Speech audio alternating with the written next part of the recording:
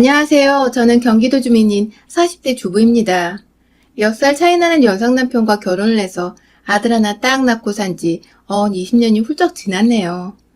길었던 세월만큼이나 그 사이 저는 저대로, 남편은 남편대로 흰머리가 나고 얼굴에는 어느덧 나이가 묻어 나타나고 있고요.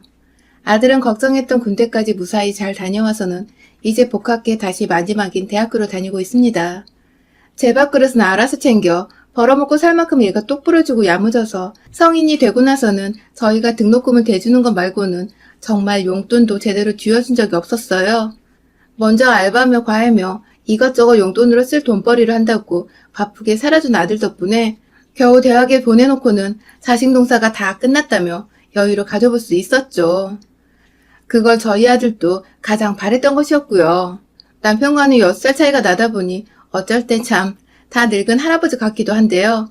그런데 또 어쩔 땐 우리 아들보다도 못한 철없는 둘째 아들도 같기도 합니다. 저야 주부니까 밖에서 남자가 어떻게 일을 하고 사는지 잘 알 수는 없지만 집에서 어쩌다 직장에서 걸려온 전화라도 받거나 일하는 모습을 비출 땐 세상 진지하고 또 무서워 보이는 게 얼굴에 힘이 잔뜩 들어가서는 주름이 자글자글 하더라고요. 그 모습을 보니 제가 그래도 이 사람 와이프는 와이프인지 그게 안쓰럽다며 괜히 옆에 가서 먹을 과일 몇 개 잘라주거나 홍삼 스틱 하나 먹여주며 힘내라고 무언의 응원을 하기도 했죠.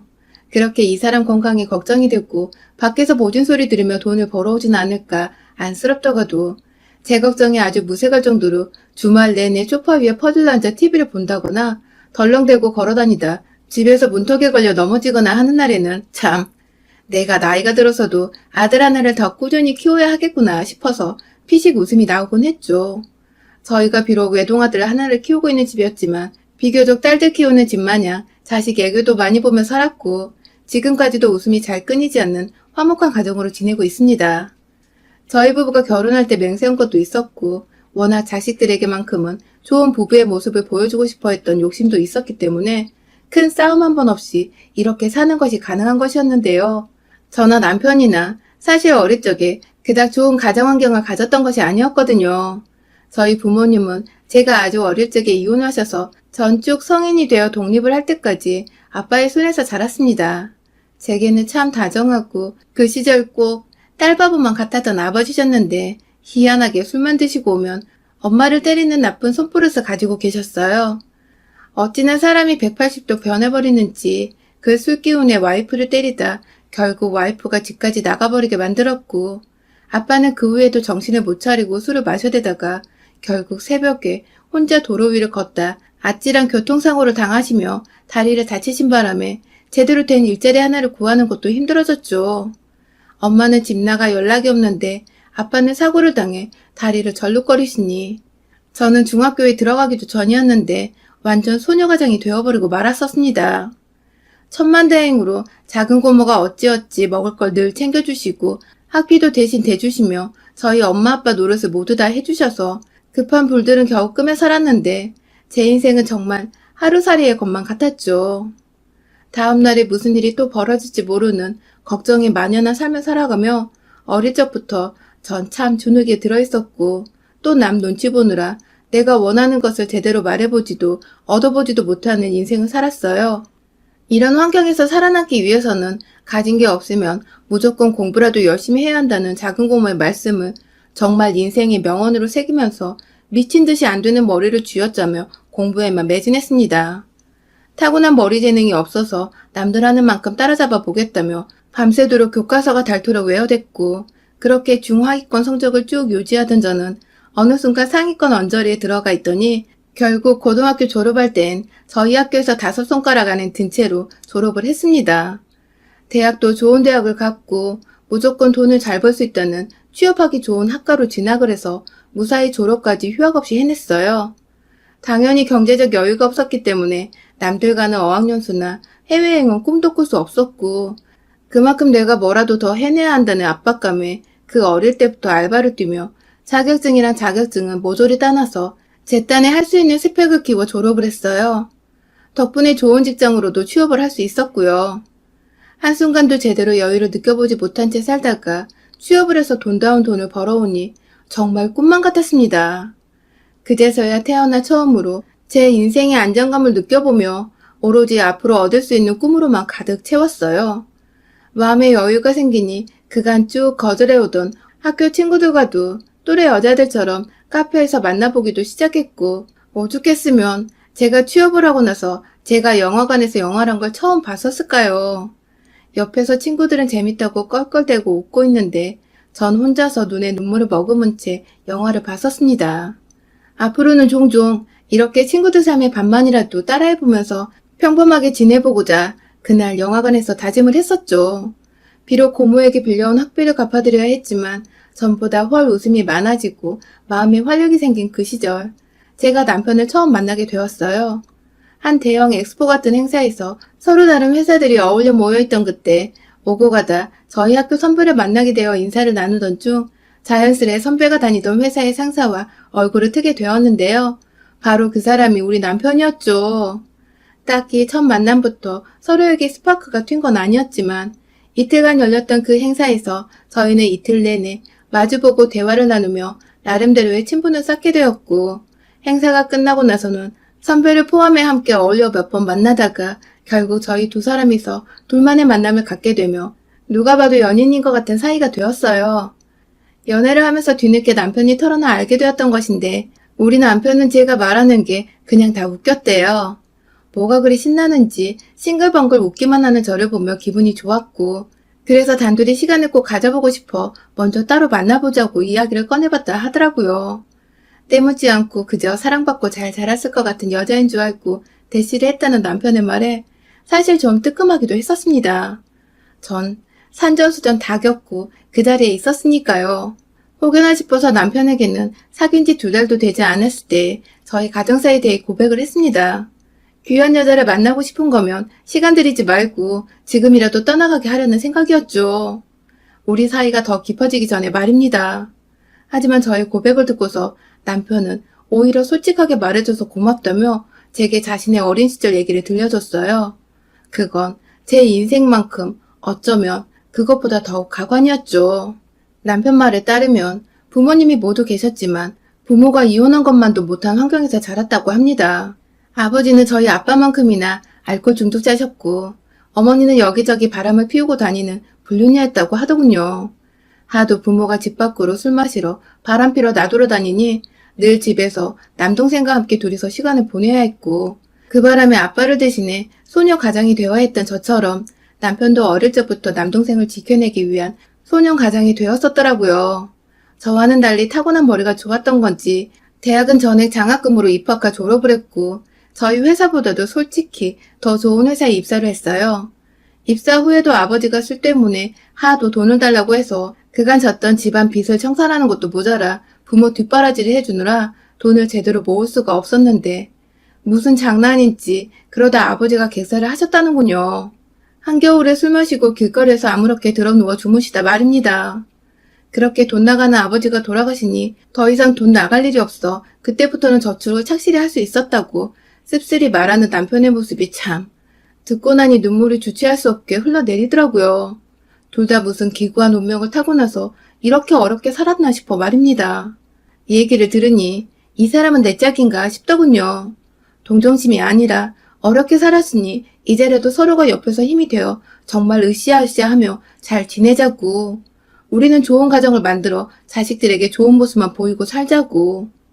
서로 참 뜻이 맞았거든요. 그렇게 결혼을 하고 나니 제가 생각했던 대로 남편은 오랜 시간 동안 제 곁에서 누구보다 든든하고 또 아들 같기도 하지만 그런 모습마저 보듬어주고 더 사랑해주고 싶은 그런 남자였습니다. 남편에게도 저도 의지하고 싶은 여자였을 테고요. 시어머니는 결혼식 때 모습을 보이시곤 금방 새로 사귀게 된 남자를 따라 어디론가 훌훌 사라지셨어요.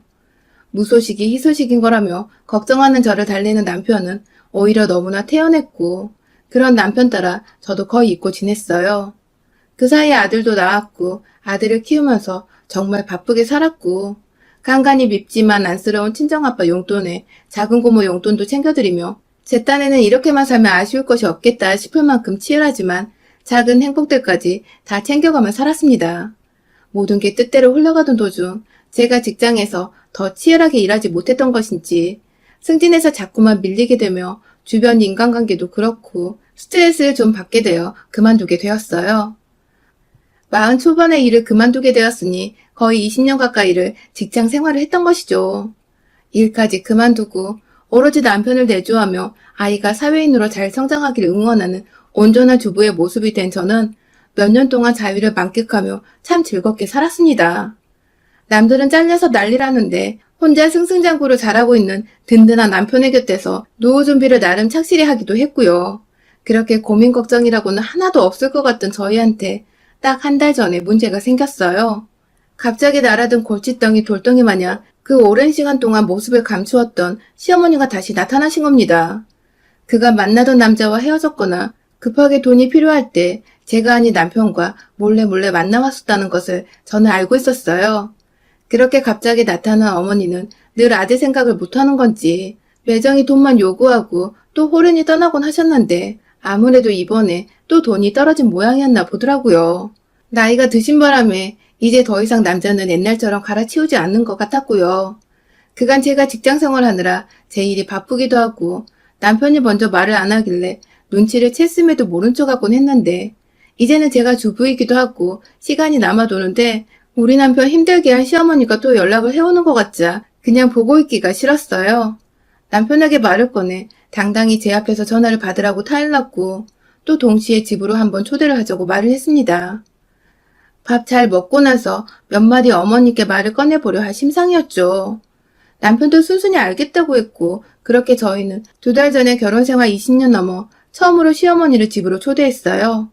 나이에 비해서 여전히 참 고우셨던 시어머니는 아들 집에서 밥 먹는 감회가 이제서야 새로우신 건지 멋쩍어 하시면서도 참 즐거워하셨어요. 아들과 며느리한테 말 한마디 거는 게 조심스러워 멀뚱히 손자만 예쁘게 바라보시는 어머니 모습에 제가 차마 이제 돈 달란 소리 그만하라는 쓴소리를 못하겠더라고요. 보통은 젊은 시절부터 바람 피우고 가정에 소홀했으면 나이가 들어서도 개차반이던데 제가 상상했던 시어머니 모습과 완전히 달라서 정말 깜짝 놀랐었죠. 하는 수 없이 그날은 정말 다 같이 밥만 먹었습니다. 여전히 다 같이 있는 거 어색해하는 남편을 대신해 가운데서 제가 어떻게든 살가운 며느리 노릇을 했었고요. 그날은 자연스레 밥을 먹고 어머님을 남는 방 한켠에 주무시도록 했습니다. 뭔가 훈훈하게 흘러가고 있죠? 그런데 그날부터 본격적인 저희 부부의 근심이 쌓여갔어요. 아니 글쎄 잘 자고 있던 그 꼭두 새벽에 거실에서 막 누가 걸어다니는 발소리가 들리는 거예요. 순간 시어머니가 아직 가까운 가족이란 생각은 안 들어서 혹여나 싶어 경계심에 시어머니가 뭐라나 밖으로 후딱 나갔는데 어머님이 거실 TV를 올려둔 캐비넷을 열어보다가 저랑 눈이 마주쳤어요. 앉아서 뭘 뒤지려다 걸리신 것 같은 꼴이 하도 무서워 소스라치게 놀라 어머님을 부르니 어머님은 정말 귀신이었던 것 마냥 소리 없이 방으로 도로 들어가셨어요. 전 도로 침실로 돌아와서도 이게 꿈이었나 싶을 정도로 황당해했고요. 다음날 어머님은 아침 일찍 이제 가보겠다고 남편 출근길에 함께 집을 나섰고요. 저는 내내 새벽에 어머님과 거실에 마주쳤던 것을 되새기며 찜찜해서 괜히 마음이 싱숭생숭했었죠. 다행히 캐비넷에 건전지나 카메라 충전기 같은 자잘한 것들만 들어있어서 잃어버릴 것도 없었고요. 하지만 문제는 그날 이후 어머님이 저와 좀 더 친해지셨다는 생각이 드셨는지 2달 내내 저를 들들 볶으셨어요. 남편한테 제 연락처를 물어본 건지 제 전화는 어찌 알고 전화가 와서는 밥 해줘서 고맙다고 밖에서 맛있는 걸 사주겠다며 불러내셨고 정말 나가면 또 만난 고기를 실제로 사주곤 하셨습니다. 갑자기 호의를 받자 저도 당황은 했지만 시어머니와 잘 지내다 보면 남편한테 돈 달란 소리 하지 말란 말을 좀 더 편하게 꺼낼 수 있지 않을까 싶어서 오는 전화 다 받아내며 또 살가운 며느리 노릇을 했죠. 그러다가 또 저희 집에 다시 초대를 해서 다 같이 밥을 먹게 되었어요. 그런데 아니 글쎄 이번에 먼저 자고 가겠다고 짐을 싸서 오셔서는 그날 새벽도 저한테 저희 집을 뒤지다 걸리셨습니다. 이번엔 우연이 아니었죠. 저희가 잘 때 답답하다며 꼭 방문은 열어두고 잠이 드는데요. 그건 아들도 마찬가지고 그냥 저희 집 사람도 취향이에요. 그런데 이번에 어머님은 부엌이 아니라 문 연 안방을 멋대로 들어오셔서는 제 화장대 아래 서랍들을 열어보다가 잠에서 깬 저한테 딱 걸리셨어요. 제가 놀라 바로 또 소리를 치니 이번에 남편도 소스라치게 놀라서는 잠에서 깼고요. 둘 다 뭐 하시냐고 목소리를 높여 물어보니 아무것도 아니라며 서랍장을 미처 닫지도 않고 그냥 또 주랭랑을 치며 방 안으로 들어가시는 어머님을 뒤따라 제가 일어나 서랍장을 살펴봤어요. 어찌나 살살 잘도 뒤졌는지 서랍장 안은 엉망인데 정말 소리가 하나도 들리지 않았더라고요. 당장 어머니께 가려 하니 방문은 잠겨있고 불도 꺼놓으셨는지 안에는 불빛이 보이지 않고 밖에서 불러도 나오질 않으시니 저희 부부는 또 왜 저러시냐는 말과 함께 그냥 잠이 들었어요.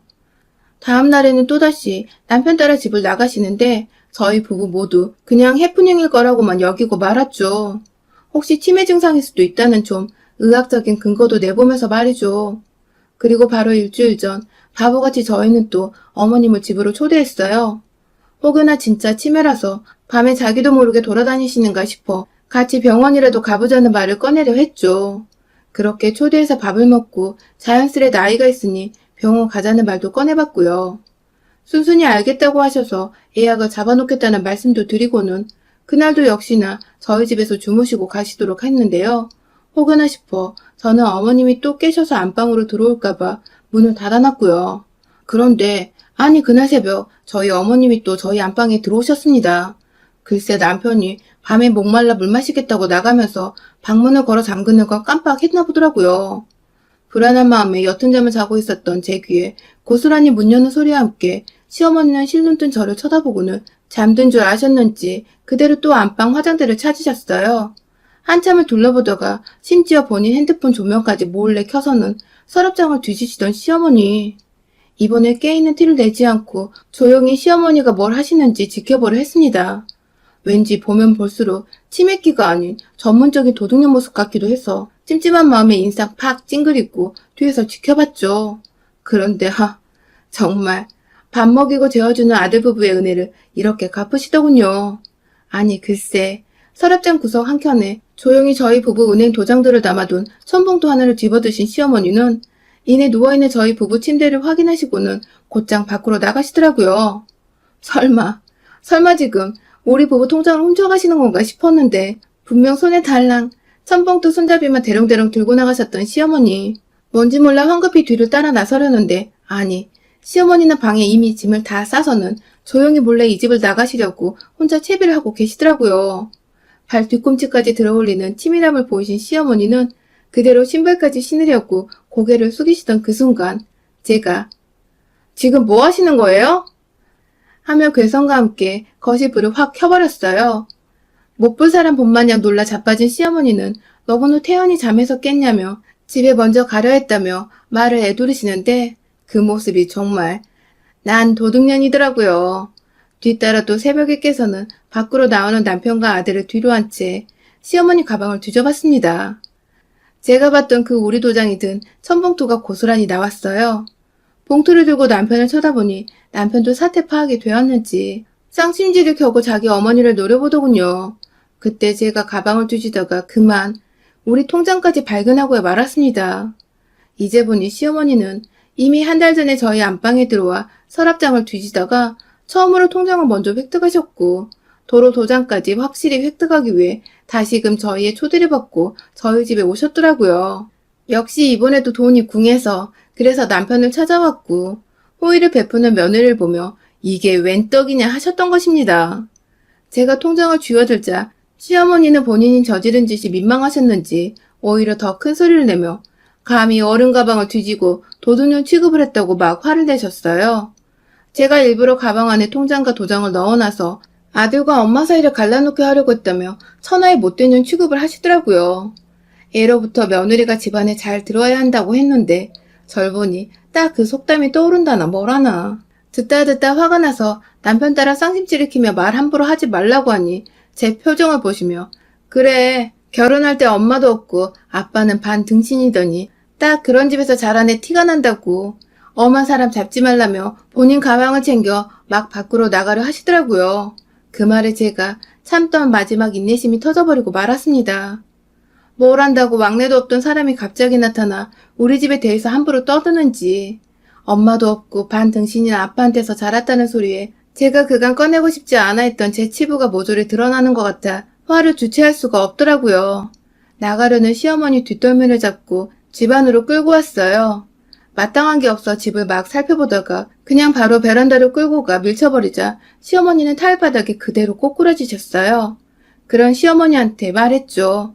도둑년에 바람핀다고 자식까지 내팽겨치고 살았으면 나이 들어 창피한 줄 알라며 눈에 보이던 커피포트를 들고 와서는 안에 든 물을 위에서 막 퍼부었습니다. 옆에서 아들은 말리고 남편은 본인이 더 수치스럽다며 그냥 하는 거 마저 하라는 눈빛을 보내는데 그 모습에 힘이 나서는 커피포트 내팽개치고 냉장고 문 열어 안에 든 냉수 든 물통을 가지고 나와 확 또 부어버렸네요.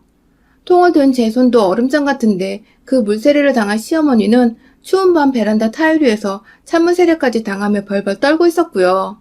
그런 시어머니를 이젠 가실 때가 되었다며 또 멱살을 끌고 와 원하셨던 대로 집에 가시도록 현관 밖으로 쫓아냈습니다.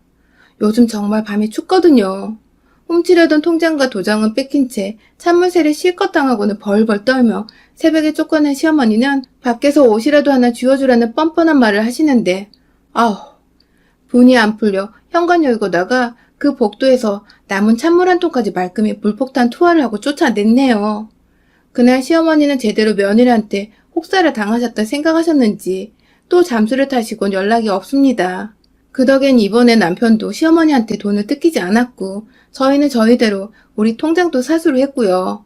남편은 내심 그간 끊어내지 못했던 자기 엄마의 실체를 알고서 와이프인 제가 딱 인연을 끊어줬다고 생각을 하는지 저에게 고마워하는 눈치예요.